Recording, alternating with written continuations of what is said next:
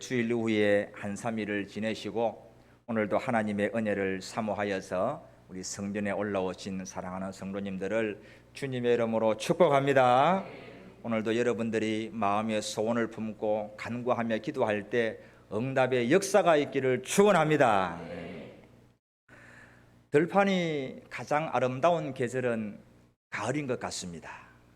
지금 이 들판에 가보면은 배가 아주 누렇게 익어가지고 황금 물결이 일렁이고 있습니다. 이 과수원에는 사과가 주렁주렁 달려있고 아주 많은 열매들이 가을에 풍성하죠. 이 가을에 우리의 신앙도 더욱더 성숙해지기를 소망합니다. 믿음의 열매가 많이 맺혀지기를 소망합니다.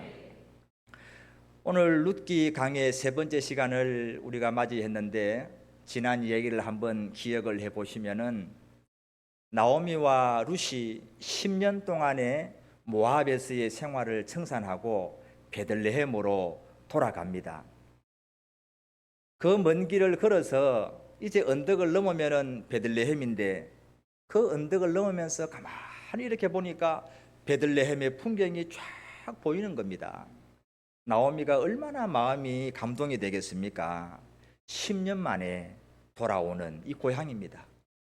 그때의 그 베들레헴은 이제 보리가 익어가지고 추수할 그런 때가 된 것이죠. 자, 1장 22절은 이렇게 끝을 맺고 있지요. 같이 한번 읽어봅니다. 나오미가 모압 지방에서 그의 며느리 모압 여인 룻과 함께 돌아왔는데 그들이 보리 추수 시작할 때에 베들레헴에 이르렀더라. 농부에게 이 추수 때만큼 행복한 때가 또 어디 있겠습니까? 제가 한번 옛날 생각을 해보면은 요즘은 보리 농사를 잘 짓지를 않습니다. 쌀도 남아도는 시대가 되었으니까 보리 농사를 잘 짓지 않죠. 그런데 제가 어릴 때에는 쌀은 고사하고 보리도 참 귀했습니다. 그래서 이모작 농사를 지었어요. 겨울에 보리를 파종해서 봄에 가꾸고 6월달 초여름이 되면은 보리 타작을 합니다.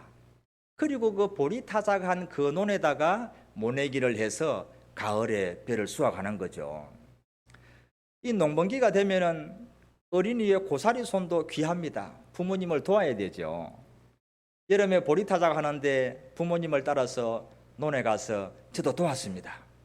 논 한가운데다가 탈곡기를 이렇게 쫙 장치를 해놓고 보리 타작을 하는데 저는 이 논 군데군데 쌓아둔 그 보리단을 하나로 안고 탈곡기 옆으로 갖다 주는 그런 일을 했죠.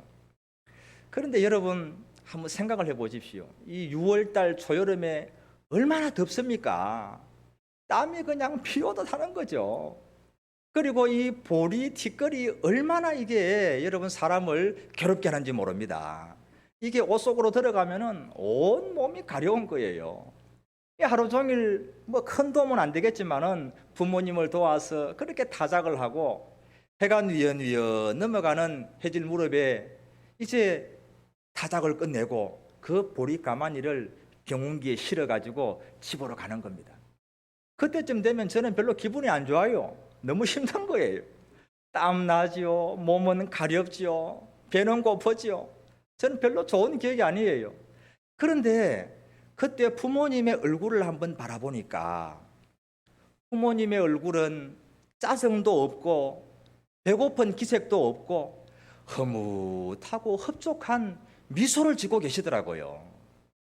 이 추수 때에 농부만이 할 수 있는 그런 행복 아니겠습니까? 그런데 오늘 이 베들레헴에 돌아온 나오미와 룻은 추수할 밭이 없는 겁니다. 지금 베들레헴은 너무나 좋은 계절이 돌아왔어요. 옛날에는 양식이 없어가지고 다 떠나가는 베들레헴이었지만은 이제는 하나님께서 다시 양식을 주셔가지고 모든 것이 풍요롭고 이 논 전원에서 타작을 하면서 추수를 하고 행복한 가운데 있는 겁니다. 그런데 룻은 아무것도 없는 거예요. 그림의 떡이죠. 당장 내일 아침에 먹을 양식이 없으니까 룻이 어떻게 하느냐? 남의 밭에 가서 떨어진 이삭을 주우려고 하는 겁니다. 자, 2장 2절에 보면은 이렇게 말씀을 하고 있죠. 같이 봅니다. 모압 여인 룻이 나오미에게 이르되 원하건대 내가 밭으로 가서 내가 누구에게 은혜를 입으면 그를 따라서 이삭을 줍겠나이다 하니 나오미가 그에게 이르되 내 따라 갈지어다 하매. 여러분, 이 말씀을 한번 잘 보십시오. 내가 누구에게 은혜를 입으면 그를 따라서 이삭을 줍겠나이다. 아니, 여러분, 남의 밭에 가서 떨어진 이삭을 주워 먹고 사는 것이 그것도 은혜입니까? 저는 이 말씀을 보면서 참으로 안타까운 마음이 들어요.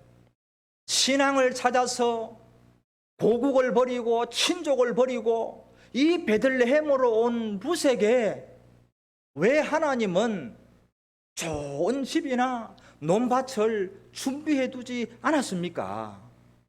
아니, 그런 것들을 좀 준비해 놓았다면은 내가 하나님을 믿고 베들레헴에 온 거 참 잘했구나 감사하면서 간증도 할 텐데, 베들레헴으로 와보니까 아무것도 없고 당장 내일 먹을 것도 없어가지고 남의 밭에 가서 흩어진 보리 이삭을 주어야 되는 안타까운 처지가 되었다는 것이죠.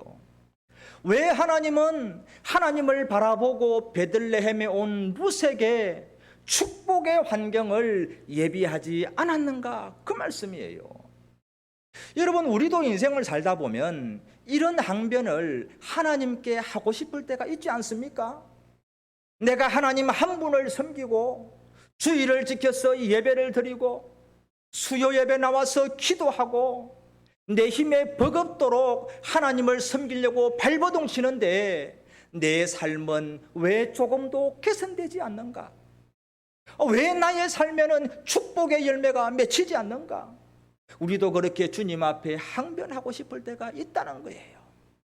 그때에 우리의 그 질문에 주님은 이렇게 대답을 하십니다. 야고보서 1장 2절 4절을 같이 한번 읽어봅니다. 내 형제들아, 너희가 여러 가지 시험을 당하거든 온전히 기쁘게 여기라.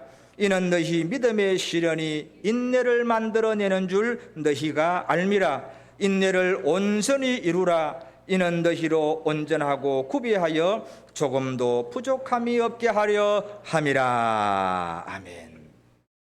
믿음의 인내가 필요하다는 것이에요.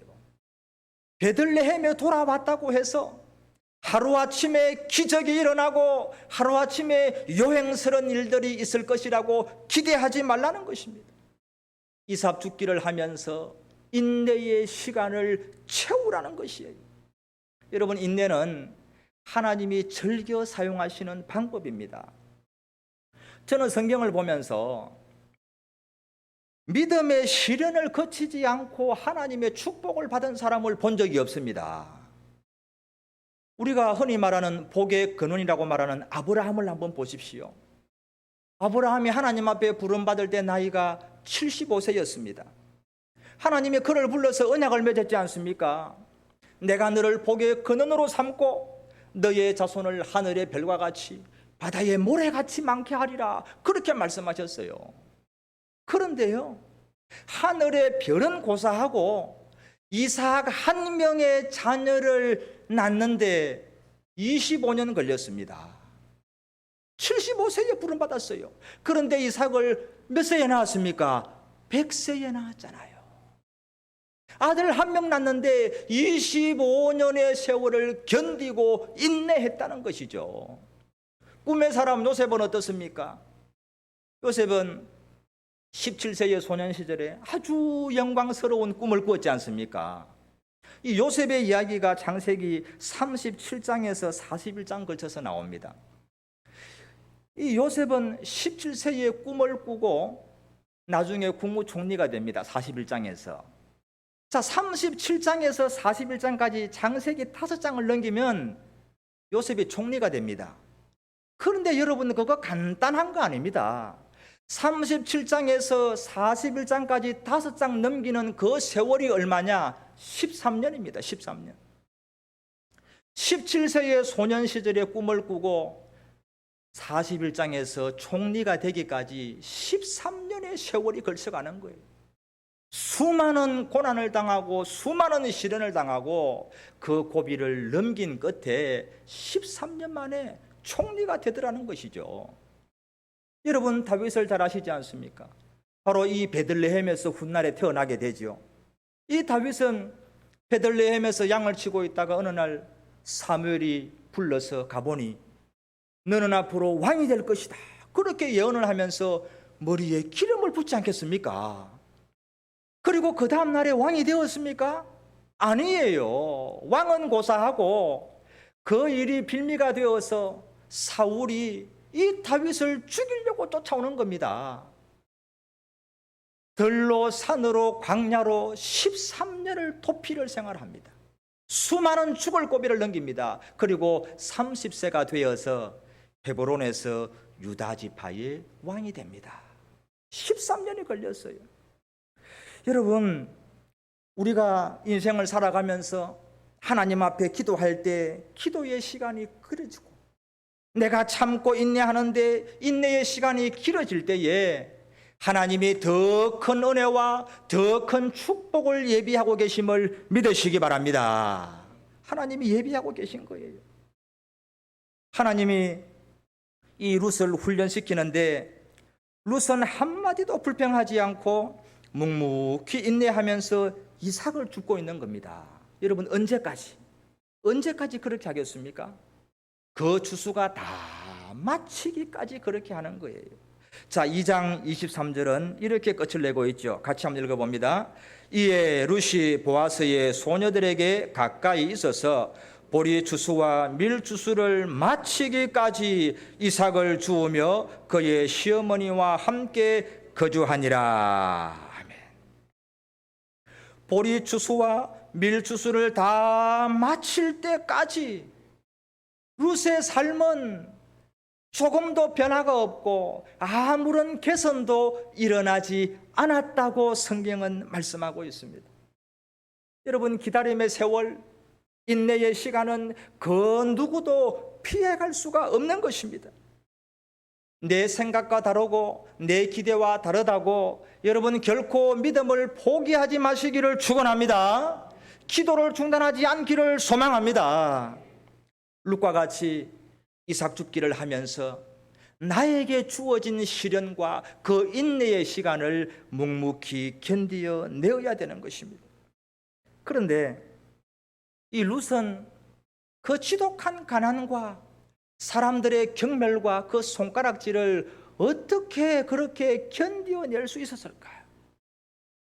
여러분이 너무나도 지독한 가난을 당하면 사람의 삶이 피폐하게 됩니다. 그리고 많은 사람들이 손가락질하고 경멸하고 모욕하면은 삶의 용기도 꺾어져 버립니다. 그런데 룻은 그런 사람들의 따가운 눈초리와 경멸의 손가락질도 아랑곳하지 않고 담담하게 날마다 밭에 나가서 이삭을 주우면서 살아가는 거예요. 그 비결이 무엇이겠습니까? 룻에게는 하나님을 향한 믿음의 확신이 있었던 거예요. 하나님을 향한 믿음이 있었던 거죠.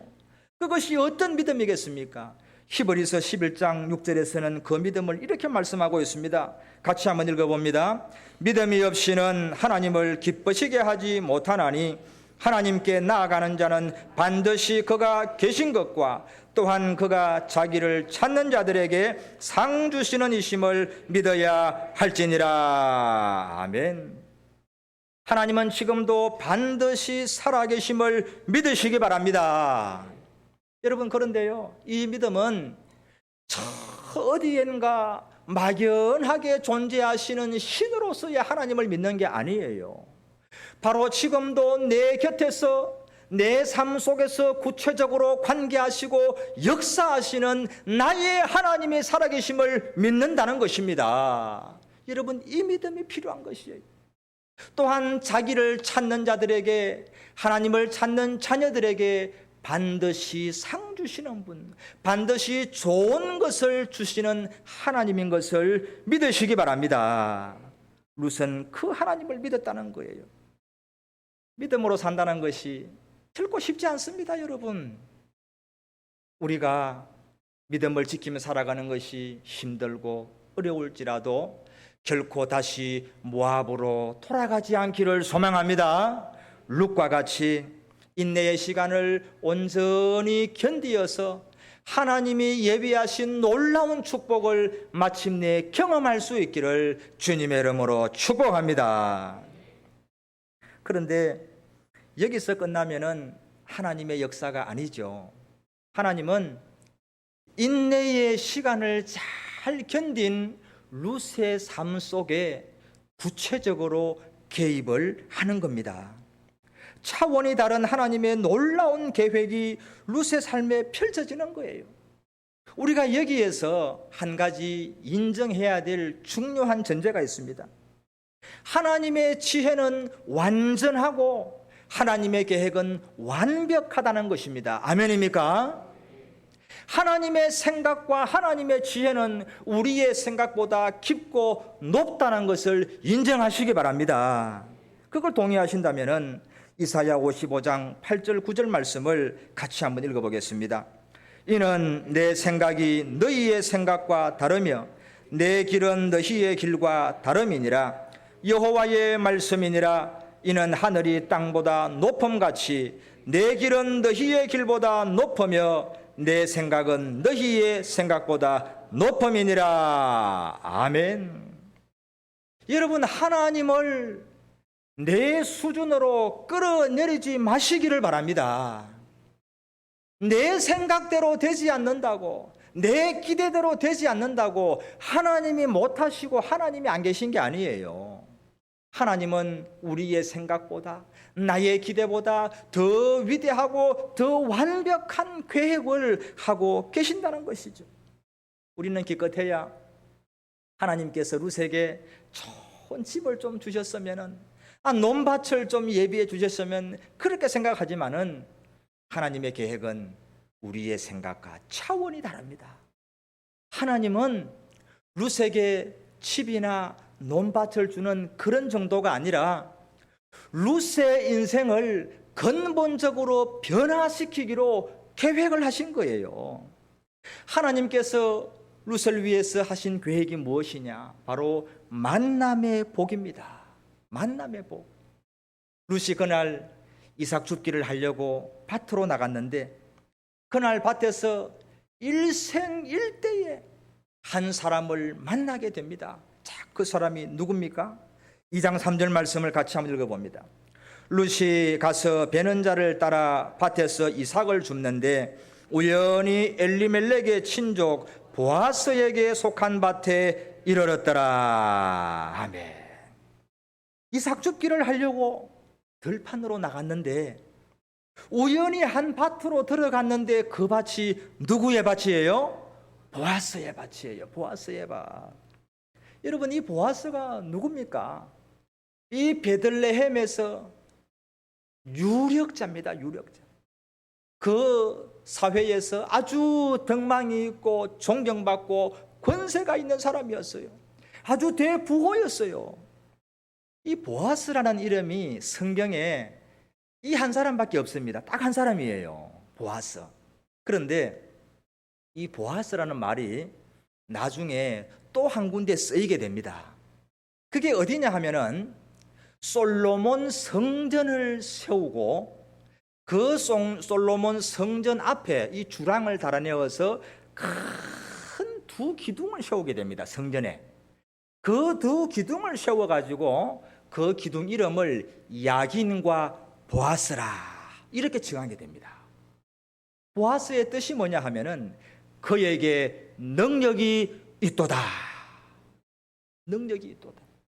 하나님께서 이 보아스에게 능력을 주셔서 이 보아스를 통해서 룻의 인생을 근본적으로 변화시키시는 겁니다. 할렐루야.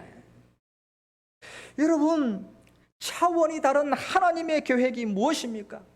그것은 바로 우연을 가장한 필연적인 만남이에요. 룻이 보아스의 밭에 들어간 것이 우리가 볼 때는 우연인 것 같지만은 그것은 우연이 아니라 하나님이 만세전에 계획하신 필연적인 만남인 줄로 믿습니다. 여러분의 삶 속에서도 하나님이 계획하신 축복의 만남들이 이어질 수 있기를 축원합니다. 여러분, 참으로 이상하지 않습니까? 이 베들레헴 들판에 많고 많은 밭이 있는데 하필이면 우연히 들어갔는데 그 밭이 보아스의 밭이라는 것이에요. 룻은 지금 이 베들레헴에 처음 왔기 때문에 이 밭이 누구 밭인지 저 밭이 누구 밭인지 전혀 알지를 못합니다. 우연히 들어갔는데 그 밭이 보아스의 밭인 거예요. 그러나 그것이 과연 우연이겠습니까? 아닙니다. 성경은 우리에게 말씀합니다. 우리에게 우연은 없다라고 말씀합니다. 여러분, 시기와 우연은 하나님의 방법이에요. 전도서 9장 11절에 보면은 이 우연에 대해서 개역 성경으로 이렇게 기록을 해놨습니다. 자, 같이 한번 읽어볼까요? 내가 돌이켜 해 아래서 보니 빠른 경주자라고 선착하는 것이 아니며 유력자라고 전쟁에 승리하는 것이 아니며 지혜자라고 식물을 얻는 것이 아니며 명철자라고 재물을 얻는 것이 아니며 기능자라고 은총을 입는 것이 아니니 이는 시기와 우연이 이 모든 자에게 임함이라. 아멘. 시기와 우연은 하나님께 속한 거예요. 우리가 볼 때는 빠른 경주자가 빨리 도착하는 것 아니겠어요? 지혜자가 식물을 얻는 것 아니겠어요? 명철자가 부자가 되는 것 아니겠어요? 재주가 많은 사람이 은총을 받는 것 아니겠습니까? 우리 생각에는 그렇습니다. 그러나 사람의 생각과 사람의 뜻대로 되는 것이 아니라 하나님이 시기와 우연을 가지고 우리의 삶 속에 개입하신다는 것이에요. 그게 하나님의 방법이에요. 여러분, 그래서 우연은 우연이 아니라 하나님이 계획하신 필연이라는 것이에요. 그래서 우리 그리스도인들은 우리의 사전에서 우연이라는 말을 제거해야 됩니다. 여러분, 저절로 어쩌다가 재수가 없어서 일어나는 일은 결코 없습니다. 모든 것이 하나님의 계획이라는 것이죠. 루카 보아스가 만나는 기가 막힌 장면을 한번 보십시오. 룻이 우연히 보아스의 밭에 들어갔을 때 놀라운 일이 벌어집니다. 자, 2장 4절 말씀을 같이 한번 읽어봅니다. 마침 보아스가 베들레헴에서부터 와서 베는 자들에게 이르되 여호와께서 너희와 함께 하시기를 원하노라 하니 그들이 대답하되 여호와께서 당신에게 복 주시기를 원하나이다 하니라.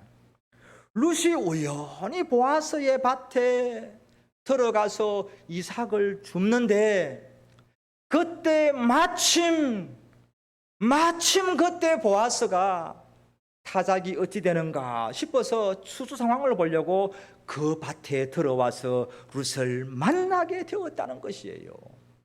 여러분, 이것은 하나님이 정한 그 시간에 하나님께서 보아스를 그 밭으로 인도한 줄을 믿습니다. 우연히, 그리고 마침, 이것은 하나님의 완벽한 계획이라는 것입니다. 여러분, 오늘 우리의 삶 가운데 보리삭을 주우면서 견뎌야 하는 우리의 삶의 시간들 룻과 같이 인내할 수 있기를 소망합니다. 하나님은 우리의 삶을 근본적으로 변화시키는 분입니다. 오늘 룻의 이야기를 거꾸로 한번 생각을 해보시기를 바랍니다. 모압에서 베들레헴으로 온 룻이 자기의 이 비참한 상황을 보고 만일에 하나님을 믿고 베들레헴에 왔는데 도대체 이게 뭐냐면서 모압으로 돌아갔더라면, 만일에 내가 하나님 한 분을 바라보고 고국과 친족까지 버리고 베들레헴에 왔는데 내가 보리삭이나 주우며 살아야 하냐 그러면서 불평하고 원망하고 좌절했더라면 하나님이 예비하신 보아스와의 축복의 만남은 이루어질 수가 없었다라고 하는 것이죠. 여러분, 룻이 하나님이 예비하신 이 놀라운 축복의 만남을 이룰 수 있었던 것은 자기의 삶 가운데 시련과 고난이 있었지만은 인내의 믿음을 가지고 베들레헴 들판으로 나아가서 묵묵히 이삭을 주셨기 때문인 줄로 믿습니다. 사랑하는 성도 여러분, 지금 룻과 같이 이삭 줍기를 하면서 내 삶의 시간을 인내하고 있는 분이 있습니까? 그러면 오늘 이 룻을 바라보면서 우리도 다시 한번 인내의 믿음을 가지고 나에게 주어진 이삭 줍기를 묵묵히 감당할 수 있기를 소망합니다. 나에게도 차원이 다른 하나님의 계획이 있음을 믿으시기 바랍니다. 하나님의 생각은 우리의 생각보다 높습니다. 하나님의 계획은 완전합니다. 하나님은 룻이 바라고 생각했던 것보다 훨씬 위대하고 완벽한 차원이 다른 계획으로 그의 삶을 변화시켰다는 것입니다. 여러분, 룻과 같이 인내의 믿음을 가지고 오늘 내 삶 속에서 주어진 모든 시간들을 룻과 같이 이삭을 주우면서 묵묵히 견디어서 하나님이 예비하신 차원이 다른 놀라운 축복을 체험하는 신앙의 모든 성도가 될 수 있기를 주님의 이름으로 축복합니다. 우리 찬양하면서 기도로 나아가기를 원합니다.